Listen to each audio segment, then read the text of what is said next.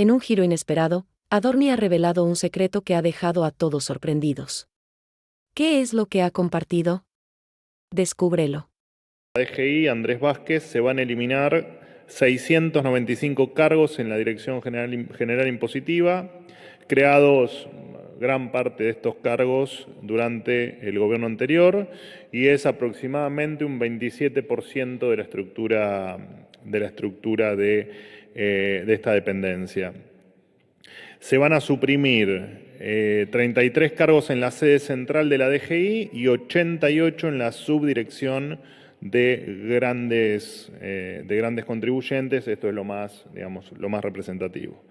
También se eliminaron 38 receptorías y oficinas de atención, cuyos trámites podían hacerse en un 90% por la web, y que casualmente las mismas se abrieron en municipios afines al gobierno anterior, durante el gobierno anterior, como la de Hurlingham, la de Merlo, la de La Matanza, la de José Cepaz, la de Quilmes, la de Florencio Varela y la de Berazategui. Estas van a ser eliminadas.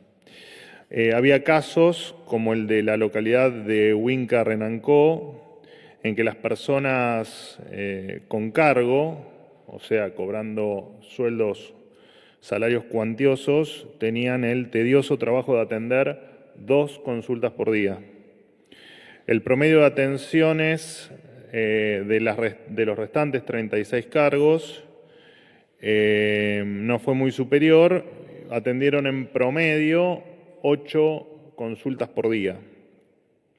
Y el promedio está hecho sobre días hábiles, por supuesto. También nos encontramos, voy a tratar de, si funciona, pasárselos para que lo vean y para que todos puedan verlo. Un gimnasio con cintas para correr, bicicletas, máquinas, mancuernas, etcétera. Todo un gimnasio, como podrán ver ahí, equipado, que era utilizado exclusivamente por la cúpula directiva de la extinta AFIP por los gobiernos anteriores.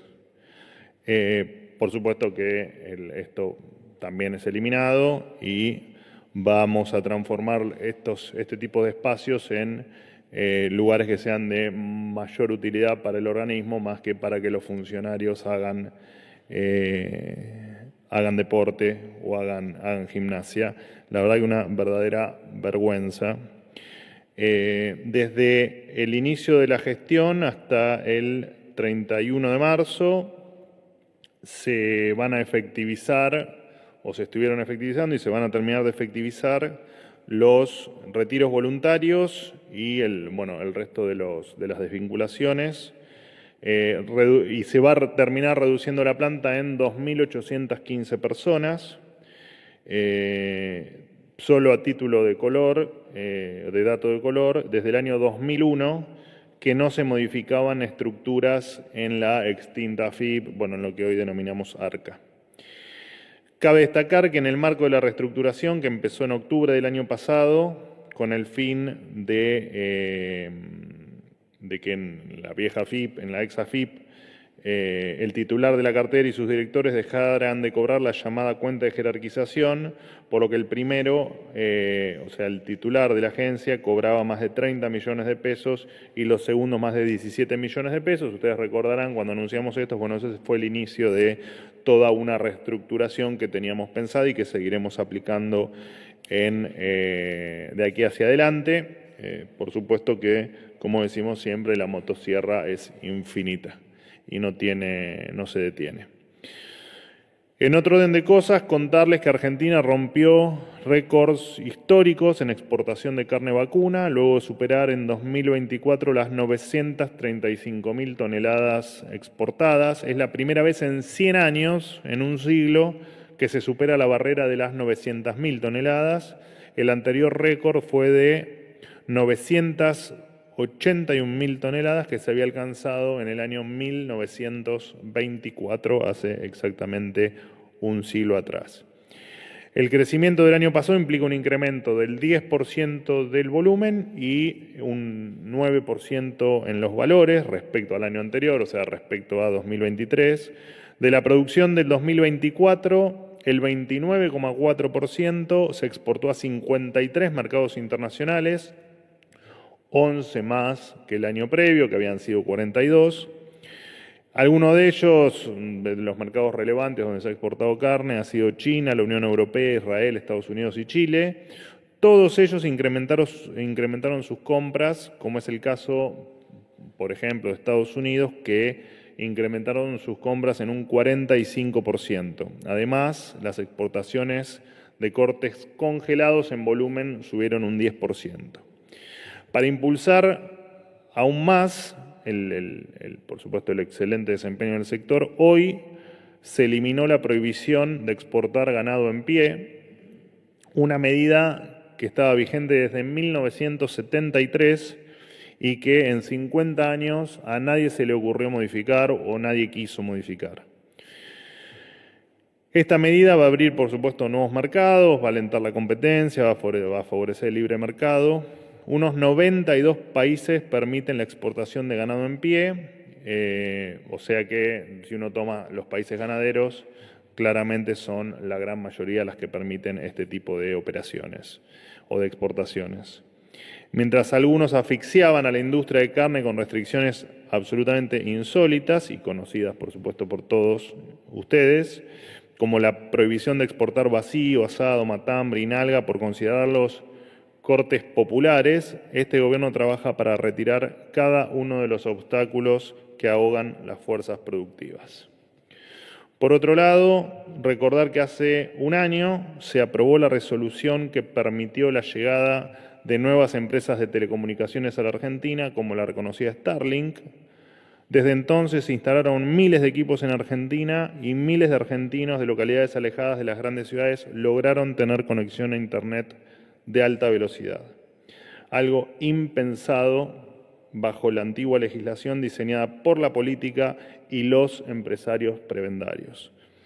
Este es el beneficio de la libertad de competencia en los rubros de comunicaciones, así que les deseamos que sigan teniendo éxito y en el caso puntual de Starlink que siga avanzando con todos los servicios que pueden brindar aquí en la República Argentina.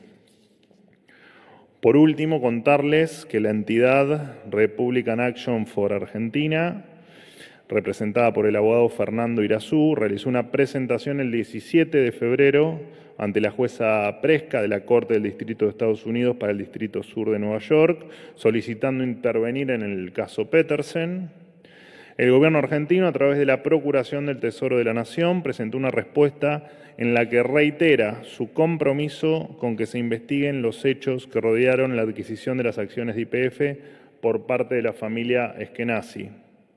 En este sentido, la respuesta expresa también la firme voluntad de este gobierno en colaborar con el gobierno de los Estados Unidos en cualquier investigación que pueda arrojar luz sobre los hechos y circunstancias que rodean este asunto, sin que ello implique abandonar sus planteos en el sentido de que los tribunales estadounidenses no son el foro adecuado para resolver las pretensiones de los demandantes en este caso. Quien estará a cargo de llevar adelante la estrategia de la defensa argentina en este caso es Juan Ignacio Estampalija, subprocurador del Tesoro de la Nación. Este gobierno ha tenido que asumir la defensa del Estado argentino basado en hechos de los cuales ninguno de sus integrantes ha participado y en una etapa procesal además sumamente avanzada. Frente a esta situación heredada, continuará haciendo todo lo que está a su alcance para buscar alternativas de solución que permitan, a pesar de la enorme dificultad que ello presenta, revertir la sentencia o mitigar su impacto. La República Argentina continuará haciendo uso de su derecho de legítima defensa y agotando instancias judiciales en pos del bienestar de todos los argentinos. Bueno, hasta aquí lo mío, los escucho. ¿Qué tal? Buen día, Manuel. Miguel Nicolich. Hola, Miguel, ¿cómo andás? ¿Qué tal, Manuel? Para Radio Rivadavia. Más allá de que el juez Ariel Lijo consiga su licencia, ¿cuál considera el gobierno que sea el momento oportuno para someter en el Senado el aval para que comience a ejercer sus funciones en el alto tribunal tanto el doctor Ariel Lijo como Manuel García Mansilla? La otra pregunta, si me permitís, es, en el caso de que fuese rechazados ¿El gobierno tiene un plan B? ¿Cuál sería? Y además, ¿es cierto que consideran la posibilidad de que el año próximo, nuevamente por decreto, prolonguen sus funciones? Muchas gracias. Bueno, nosotros lo hemos dicho siempre, la instancia de nombrar jueces en comisión iba a estar siempre sujeta a que entendamos que la justicia podía tener algún tipo de inconveniente en su funcionamiento. Y entendemos también que prácticamente ha pasado un año desde la presentación de los pliegos y que, habiendo pasado todas las instancias necesarias, no se ha logrado que el Senado apruebe efectivamente los pliegos o que le dé curso a los pliegos, lo cual nos apena mucho y entendemos que efectivamente era el momento de nombrarlos en comisión, como ustedes bien saben, en tanto y en cuanto dure el periodo legislativo ordinario. Por lo tanto, el resto del proceso que tenga que seguir en la Cámara de Senadores es un tema que sigue siendo responsabilidad de la Cámara de Senadores, no entendiendo bien las razones, habiendo cumplido con los requisitos técnicos y de idoneidad, que haya ocurrido lo que ocurrió, porque en definitiva no estamos hablando de cuestiones partidarias, estamos hablando de cuestiones técnicas y de idoneidad, quienes o las cuales están cumplidas de sobremanera por ambos. Bueno, de hecho uno de los dos llegó a tener dictamen, así que simplemente es la decisión del presidente de avanzar y de que la justicia sea, en el caso de la Corte Suprema, con la importancia que reviste el máximo tribunal, por supuesto, de tener a todos sus miembros después de, te repito, casi un año sin que esto avance como corresponde en el Senado. Así que veremos cómo se siguen desenvolviendo los hechos. No hay mucho más no hay futurología para hacer acá. O sea, el gobierno apunta directamente a que sea la propia Corte la que determine que ejerzan sus funciones los doctores Lijo y García Mansilla. ¿Pero por qué no irían a hacerlo? En el caso de que no lo apruebe el Senado. Bueno, pero eso, a ver, te repito, los jueces están designados en comisión y esa es la decisión del presidente y es lo que está ocurriendo, digamos. Y se seguirán los pasos legales que se requieran para que esto efectivamente sea así. No hay mucho más para aclarar. Después de, te repito, de un año que el Senado, teniendo pliegos de 2 personas que cumplían con los requisitos técnicos y de idoneidad, no han logrado avanzar. Y, por supuesto, está dentro de las atribuciones constitucionales del presidente, ¿no? Está de más aclararlo. Jaime. Hola, Manuel. ¿Cómo estás? Jaime Rosenberg, del Diario de la Nación.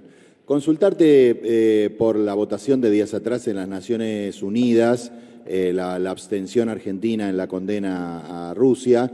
Escuchamos las explicaciones del canciller, pero quería saber si, bueno, hubo alguna comunicación del presidente con su par de Ucrania, Volodymyr Zelensky, para, bueno, transmitirle o informarle el porqué de esa votación, el porqué de esos votos, que claramente perjudica a Ucrania en su pelea con Rusia. Si pensás que las relaciones con Ucrania y con la Unión Europea se resienten por este voto. Y una cosa agregada de otro tema es si nos podés explicar las razones por las que el presidente hace un decreto designando en comisión a Alex Oxenford como embajador en Estados Unidos, tomando en cuenta que su trámite está en el Senado, digamos, estaba corriendo en el Senado con los plazos del Senado, digamos. Gracias. Estuviste bien aclarando con los plazos del Senado, ¿no? Bueno, no se comunicó con su par ucraniano. Lo que te puedo decir es que nosotros siempre tuvimos como prioridad, en el caso de la invasión de Rusia en Ucrania, la paz por encima de cualquier otra cuestión. Y lo cierto es que nos parecía que la mejor manera de intentar la paz, que hasta ahora no se había logrado, más allá de todos los esfuerzos que se habían hecho, que efectivamente la resolución de Estados Unidos era una oportunidad para intentar avanzar en esta línea y terminar con el dolor de un montón de gente que está sufriendo desde hace mucho tiempo. Así que no es ni más ni menos que eso, y eso no implica absolutamente ningún resentimiento en la relación. ni con Europa ni con ningún otro país. Sí, fue simplemente eso, digo, no. Pero bueno, no sé si quedó. ¿Cuál era la otra pregunta? Perdóname.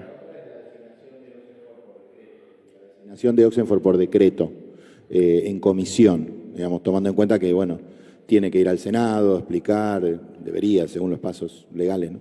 Bueno, él, Alec Oxenford ya entiendo que había tenido reuniones con algunos senadores y entiendo también que el presidente, en búsqueda de la celeridad y de que efectivamente en extraordinarias no pudo ser tratado, tengo la enorme. Uno de los grandes placeres fue haberlo conocido bien a Alec Oxenford y la verdad es que cumple con absolutamente no solo todos los requisitos de idoneidad, de capacidad y de trabajo, sino que además es una excelentísima persona. Entiendo que el presidente lo que ha optado es no dilatar más los tiempos y efectivamente acelerar con el proceso que igual ya habíamos anunciado hacía muchos meses también. ¿Cómo estás, Manuel? Pablo Lapuente para Letra P. ¿Cómo andas? ¿Bien? Muy bien, ¿vos? Bien. Te quería hacer una consulta también casi a 2 semanas de que se conozca el caso Libra, si ya tienen determinado quién será finalmente el abogado del presidente, si va a ser Mariano Cunio Libarona, como se estimó, se rumoreó en algún inicio, o si será alguien también del estudio de abogados en el que él trabajó. Y déjame hacerte una pregunta también sobre este mismo caso. Hoy se conoció en el boletín oficial la designación de la jefa de gabinete del Ministerio de Justicia al frente de la UTI, que tiene que investigar esto, si les parece suficientes garantías de transparencia que una funcionaria investigue al presidente. Y por otro lado, también ayer se conoció una noticia en el Congreso, una reunión en la que supuestamente se iba a limitar el acceso a la prensa y a los fotógrafos en la Asamblea Legislativa, si esto es así y quién dio la orden. A ver, empiezo por el final. Entiendo que no es así, pero todavía lo cierto es que estamos haciendo las avanzadas, que es el procedimiento habitual que se hace en todas las presencias del presidente, pero bueno, especialmente en una de tamaña envergadura como tiene la apertura de sesiones ordinarias. Simplemente, y para que lo tengas de dato, el año pasado tuve la misma pregunta que me estás haciendo vos, nos acusaron de antidemocráticos y de estar en contra de la prensa y era simplemente que habíamos movido de lugar a los periodistas por una cuestión de protocolo y de seguridad. La verdad es que la respuesta no la tengo porque no está terminada la avanzada y porque no está terminado el diseño del 1 de marzo. Lo que sí está determinado es que va a ser a las 21 horas, pero no hay otra determinación y que por supuesto el presidente y su gabinete va a salir desde Casa Rosada hacia el Congreso, tal como ocurrió el año pasado, pero todavía no hay más detalles, así que a ciencia cierta no puedo responderte tu pregunta, pero entiendo que no va a haber ningún cambio más allá de posiciones o de algún esquema de organización, pero entiendo que no. Si me comprometo a si hay algún cambio con respecto a ese tema específico que entiendo que es de interés de ustedes, se los voy a comunicar. Permitime igual repreguntar si están evaluando todavía, pero si está la posibilidad de que los fotógrafos o la prensa acreditada en el Congreso que intenta cubrir la Asamblea Legislativa sea dispuesta en una suerte de corralito, no tenga la posibilidad de moverse libremente sobre la. Mira, el año pasado entiendo que estaban estaban dispuestos en los balcones, yo la verdad es que no recuerdo y entiendo que todo funcionó muy bien. No sé si vos recordás que haya ocurrido alguna otra cosa, más allá de esta diferencia con ustedes que surgió por el tema, no con ustedes, sino con algunos medios que se quejaban de la disposición. De igual manera, todo va a estar cubierto, por supuesto, por la transmisión oficial y no debería haber ningún problema en que todos puedan ver y mostrar lo que ocurre el 1 de marzo.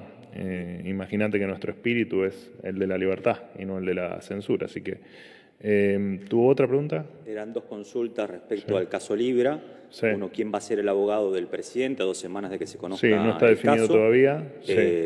Se había rumoreado en un momento que iba a ser no, Mariano Cunio sí, Libarona, no. si alguien del estudio en el que él trabajó. La respuesta es que no, pero que no está todavía la definición del abogado, pero sí Mariano Cunio Libarona está, como todo su gabinete, absolutamente confirmado en cada uno de sus lugares. Digo porque hubo muchas versiones, no solo con respecto a Cunio, que se le iba a ir del gobierno, sino con otros funcionarios. Apelo siempre a que cuando haya algún cambio en el gabinete, lo voy a anunciar, por favor no titulen cuestiones que no condicen con nada de la realidad. No lo digo por vos, sino en general. Una última que había quedado, Manuel, permitime leer para no errar en los títulos y en los nombres. Hoy en el boletín oficial designaron a la jefa de gabinete de ministerios en la UTI, si eso le parece cierta garantía de transparencia, teniendo que es una funcionaria designada por este mismo gobierno para investigar un caso que involucra al presidente. Claro, el tema es que no está encargada de investigar el caso. El caso lo investiga la justicia y va a recaudar la información y en tal caso va a colaborar con la justicia, pero no tiene el mote de investigadora, sino de recolectar. Esa unidad tiene que recolectar toda la información que crea pertinente o que le soliciten para efectivamente aceitar los mecanismos para que la justicia pueda avanzar rápidamente, que por supuesto es la intención que tenemos todos, ustedes, nosotros y el resto de la ciudadanía. ¿Qué tal, Manuel? Buen día. ¿Cómo andas? ¿Bien? Hernán Mundo, de Radio Nacional. Quería preguntarte, profundizar respecto de lo que señalabas sobre lo que espera el gobierno del Senado particularmente. ¿Considera que es un espacio inviable para avanzar en la aprobación de los tanto del juez Lijo como de Manuel García Mansilla? Leo dos frases en ese sentido. Ayer el comunicado del bloque de senadores de Unión por la Patria que indica que esta forma de designación es manifiestamente inconstitucional y conforma una nueva afrenta al sistema republicano, democrático y federal. Dice, además, este comunicado... ¿El comunicado de quién era? El comunicado de los senadores de Unión por la Patria. Y que el presidente comete un ejercicio arbitrario de las facultades del Poder Ejecutivo y que además pretende la impunidad ante hechos de flagrancia de público conocimiento. Pero más allá de lo que dice Unión por la Patria, también hay senadores del PRO, la senadora Tagliaferri, que dijo que la decisión del Ejecutivo de nombrar por decreto a los nuevos integrantes de la Corte es absolutamente dañina, dice, para el país, y esto genera incertidumbre e inseguridad jurídica. Digo, con estas expresiones de senadores de dos espacios diferentes, ¿el gobierno cree que es posible o considera ya que es una vía inviable la de la aprobación de ambos jueces para integrar la Corte? Y por otro lado, una pregunta de orden internacional, pero que tiene que ver con la Argentina, por supuesto. El gobierno no se ha pronunciado formalmente sobre la salud del Papa. ¿Tiene previsto hacerlo? ¿El presidente tiene previsto comunicarse con los allegados al Papa Francisco? ¿Podemos esperar algo en ese sentido? Gracias. Bueno, a ver, con respecto al comunicado de Unión por la Patria, te hago simplemente una nota al pie. En general, el kirchnerismo, la izquierda, cuando no están en el poder, todo lo que está en el poder es una dictadura y es antidemocrático, pero es una práctica habitual. Pasó con todos los gobiernos donde ellos no eran parte. Así que poco importa efectivamente que ellos nos traten de antidemocráticos o de que atentamos contra la Constitución. Dicho esto, un año estuvo el Senado en posición de resolver este tema y no lo hizo. Y tal vez no hay nada más republicano que efectivamente el Senado de la Nación, porque los jueces los propone el presidente, no los propone el Senado ni sus miembros. Entonces, y te repito, no debería existir otra causal de no aprobación de un pliego si no es por una cuestión estrictamente técnica o estrictamente de idoneidad, ambas cuestiones que cumplen con creces ambos pliegos o ambos jueces. Por lo tanto, es difícil comprender la definición de que tomamos una medida o nos tomamos una atribución inconstitucional o en contra de la Constitución. cuando fue este mecanismo de nombrar jueces en comisión ha sido utilizado por todo el espectro político, incluso peronistas, que van desde Perón, Alfonsín, Menem o Macri, y que incluso ha sido convalidado el mecanismo por la propia Corte. Así que, bueno, nada, entiendo que son, o entendemos que son cuestiones que solo esgrimen la necesidad de confundir a la gente y de complejizar aún más un tema que no hay nada más, más republicano que la Corte Suprema de Justicia de la Nación, que es el máximo tribunal, o conocido como el máximo tribunal, tenga sus funciones plenas en virtud de que sus miembros estén todos en funciones. Así que la verdad que, te repito, descreemos de la buena, digamos, del fin último de los comunicados. Entendemos que todo ha sido, y ellos lo saben, dentro de la ley, dentro de la Constitución y un mecanismo ya utilizado. Así que todo lo que digan en realidad reviste más cuestiones políticas que cuestiones netamente de los pliegos de los jueces. Y con respecto a...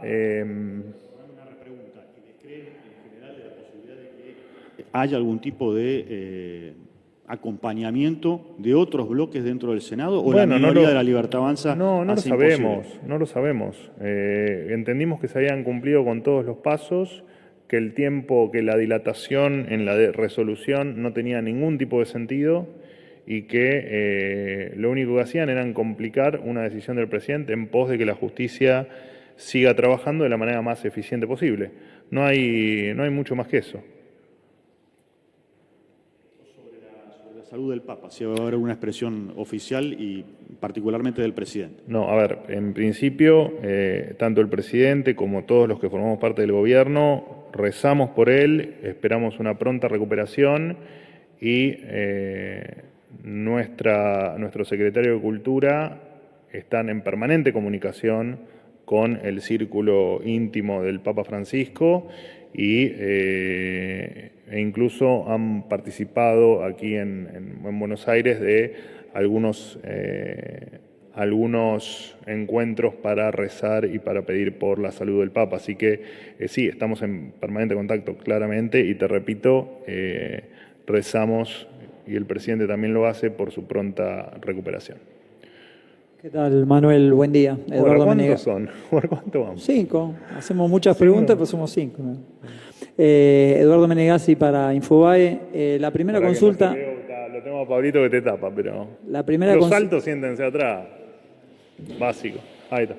La primera consulta es sobre la postura que ya anunciaron algunos legisladores en el Congreso de la Nación, que dijeron que no van a estar presentes en el inicio de las sesiones ordinarias el sábado que viene. ¿Qué opina el presidente Milei de esta posibilidad? Y la segunda es, ayer hubo un episodio en la ciudad de La Plata, un episodio violento que terminó con la muerte de una nena de 7 años. Los imputados son menores de edad. Si el gobierno va a impulsar este año uno de los proyectos que había anunciado sobre la baja de la imputabilidad de los menores. Gracias. Bueno, te respondo la última pregunta, que es la más concreta. Efectivamente es un tema en agenda, es un tema que la propia ministra Bullrich lo ha dicho y efectivamente es algo en lo que vamos a trabajar. Lo que pasó en La Plata es una aberración más de asesinos que, independientemente de su minoría de edad o de no haber cumplido la mayoría de edad, efectivamente no pueden seguir conviviendo en sociedad matando gente. Perdóname, ¿me repetís la primera pregunta? Sobre la postura que van a adoptar algunos legisladores en las sesiones, en el inicio de las sesiones ordinarias, sí, que dijeron que no van a ir. ¿Quiénes son los que no van a ir? Bueno, hasta ahora lo anunciaron los senadores de Unión por la Patria, pero también hay otros bloques que quizá dijeron que van a enviar una representación o que no van a estar en su totalidad No, en bueno, la Asamblea habrá casos, por Legislativa. supuesto, que no podrán estar por cuestiones de compromisos o personales o laborales. Eso, la verdad es que lo desconocemos y, por supuesto, eso puede ocurrir, ha ocurrido siempre. En el caso de una decisión de no ir, bueno, no sé si reviste en algunos casos, como los que me mencionás vos, algún otro tipo de cuestión. Entiendo que, y en virtud de lo que decía el compañero Menegazzi, bueno, son los mismos que hablan de un gobierno inconstitucional, un gobierno antidemocrático, un gobierno vestido de una dictadura.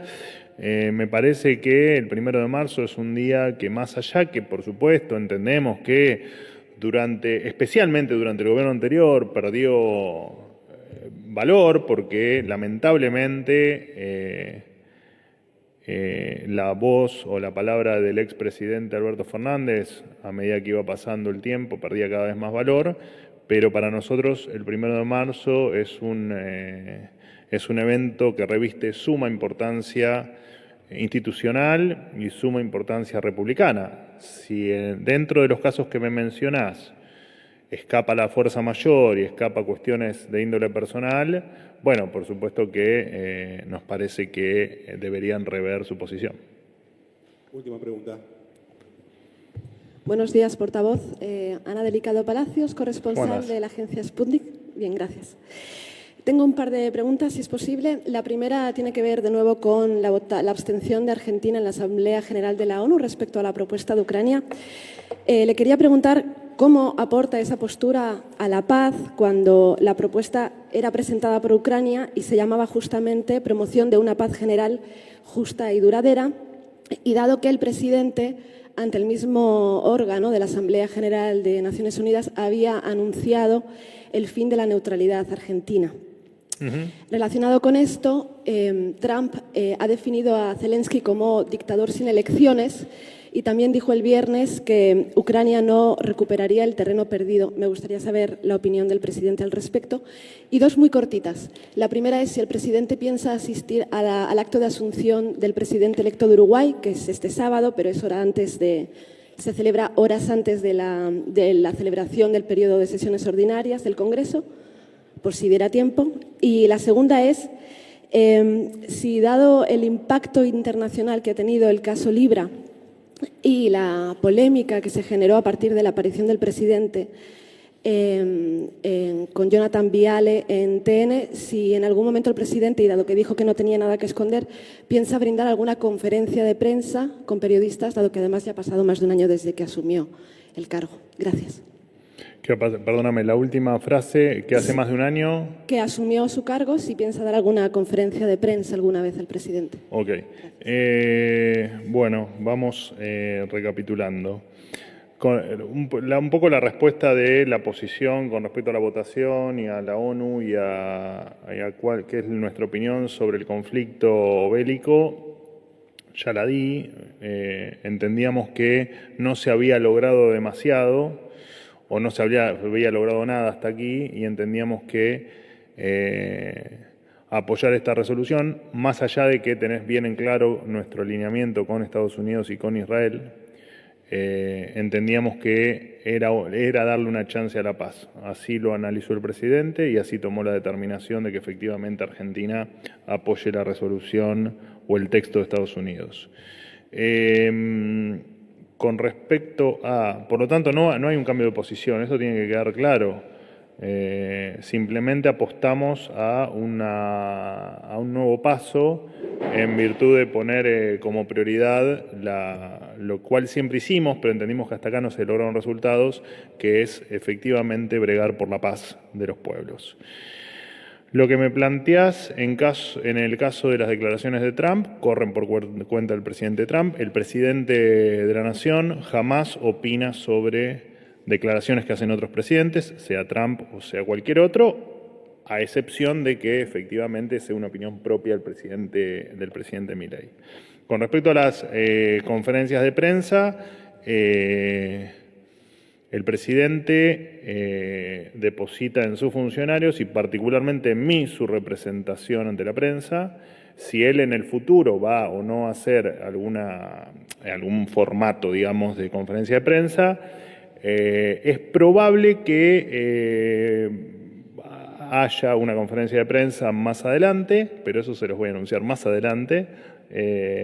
Pero no, por el momento no hay nada planteado en esa línea, pero porque te repito, los que representamos al presidente, que somos su gabinete, y puntualmente yo, en términos de lo que él piensa o lo que él quiere transmitir, está cumplido con creces, con el mayor de los respetos y con la mayor participación que podemos darle a la prensa. Así que en definitiva no nos importa tanto la prensa, sino nos importan ustedes como vehículo para que la gente esté enterada de los actos de gobierno. Así que me parece que no hay nada para cuestionar en términos de información y en términos de lo que piensa el presidente y de la comunicación de esas cuestiones. Perdón, portavoz, es que sigo sin entender por qué el documento presentado por Ucrania no aportaba a la paz cuando lo llevaba en el título, y también en la resolución se habla justamente de la retirada de las tropas rusas. Porque te repito, porque nosotros en el llamado a la paz entendíamos que la resolución de Estados Unidos tenía un condimento de de que Estados Unidos no estaba involucrado directamente en el conflicto y Ucrania claramente sí. Entonces, simplemente nos pareció más oportuno en este momento votar por esta resolución. No hay mucho más que eso para aclarar. Pero Estados Unidos aportó financieramente a Ucrania, o sea que sí que estaba involucrada en el conflicto. Sí, también, pero no era parte de la guerra. En todo caso, esta decisión va a poder modificar a futuro las relaciones entre Argentina y Rusia. Bueno, es lo que me preguntó tu compañero. No vemos que esta definición tenga ningún tipo de implicancia en ninguna de las relaciones que Argentina tiene con el resto del mundo, no, para nada. Bueno, gracias. Solo una aclaración que les quería hacer. Ayer hubo por un compañero de ustedes, Fabián Wallman, hizo una referencia y lo digo porque es un tema muy importante para nosotros, el poner en valor a los veteranos de guerra. Hizo una mención sobre una bandera que habíamos quitado del patio Malvinas, solamente para aclararle a él y a todos los que, por supuesto, les quedó alguna duda. Bueno, esta bandera se vincula no con la guerra de Malvinas en sí. Ahí está, Fabián. Traje, para aclarar de dónde estoy leyendo, el informe del museo, donde aclara todas las circunstancias y me gustaría compartirla con ustedes. Te repito, no porque lo hayas expuesto vos, sino porque me parece que es un caso que amerita la explicación. Esta bandera se vincula al operativo Cóndor, que fue una acción armada llevada a cabo los días 28 y 29 de septiembre del año 1966 por un grupo de argentinos que tomaron un avión de Aerolíneas Argentinas que viajaba de Buenos Aires a Río Gallegos, forzaron su aterrizaje o desviaron su rumbo hacia las Islas Malvinas, habitadas por el Reino Unido. Una vez allí, los argentinos izaron 7 banderas, tomaron como rehenes a algunos isleños, exigieron al gobernador que reconozcan a las islas como argentinas, y una de esas 7 banderas fue la que llegó a la dependencia del gobierno el 2 de abril del 2014, y fue colocada en el patio, que de hecho se denomina Patio Malvinas desde ese momento, fue colocada allí. Esta no es la primera vez que la bandera se retira para tareas de conservación. De hecho, durante el periodo de pandemia, el mismo Museo de Casa Rosada que me prepara este informe, solicitó que se ponga a resguardo esa bandera y efectivamente el 17 de marzo de 2020, entrando en lo que después fue el decreto de la cuarentena, se efectivizó el retiro de la bandera. Durante este periodo, el museo tuvo la bandera en guarda, procedió a las tareas de acondicionamiento, ya que luego de 6 años, o sea, de 2014 a 2020, de temperatura y humedad relativa, ocasionaron graves deterioros en las banderas. en la bandera, que deterioro que el informe después, por supuesto, se los paso, porque tiene las fotos de cómo estaba el estado de la bandera en ese momento. Y además, bueno, de la documentación que acompañaba la bandera, que también, por supuesto, estaba muy deteriorada.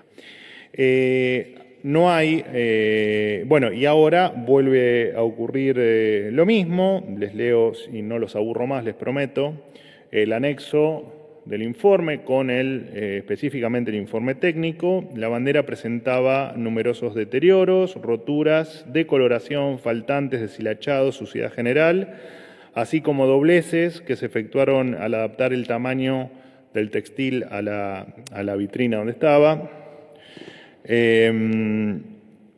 Por otro lado, había un documento que acompañaba la bandera. Se encontraba con un alto grado de deterioro como rigidez, faltantes, rajaduras, decoloración, etc. Todos estos fueron producidos, según el análisis que hizo el propio museo, por la sobreexposición a la luz solar directa, cambios de temperatura y por la fuerza que realiza el textil al exponerse de forma vertical como estaba o como estuvo parte del tiempo allí en el patio Malvinas. Bueno, les decía, el documento que acompañaba la bandera está en un estado desfavorable, presentando roturas, rigidez, oxidación, y este se encontraba sujeto mediante ganchos metálicos al textil, lo que eso implica un grado de deterioro incluso mayor. Y bueno, efectivamente el museo toma la decisión de retirar la bandera por considerar que el daño podía llegar a ser irreversible. Bueno, en el mismo documento, no se los voy a leer para no seguirlos aburriendo, después el análisis se los puede acercar. Está el proceso que se le va a realizar a la bandera y, bueno, nada, la bandera después se estimará si, por cuestiones propias del patio Malvinas y de la intemperie, o que le da el sol directo en realidad, que es lo que más remarca el informe técnico, si efectivamente la bandera debe seguir estando ahí o no. Eso es una evaluación que hará el propio museo y no directamente nosotros.